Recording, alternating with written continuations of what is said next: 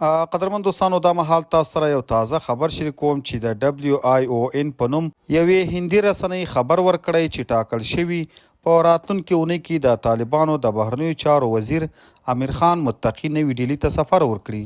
یادې رسنۍ لیکلي چې د ملګرو ملتونو امنیت شورا د 1988 کمیټې نوموړي ته د دغه سفر اجازه ورکړې ده. هیره دې نه وي چې یو ځل وړاندې هم د همدغې اجازه نه لرلو له وجې هند او پاکستان ته د ښاغلي امیر خان متقي سفرونه ځنډېدلي وو. د افغانستان د بهرنیو چارو وزیر امیر خان متقي به د روانې اکتوبر میاشتې پر 9 او 10 نوي ډیلي ته 2 ورځنی سفر ولري، خو طالبانو تر اوسه د دغه سفر په اړه په رسمي ډول څه نه دي ویلي.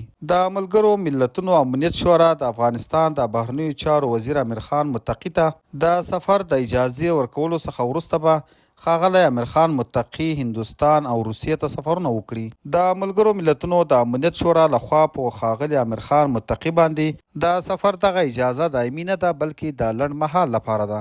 درنو دوستانو، تاسو د ښاغلي امیر خان متقي دغو 2 هیوادونو ته د سفر په اړه څه نظر لرئ؟ خپل نظر مو راسره په کمنټ کې خامخا شریک کړئ.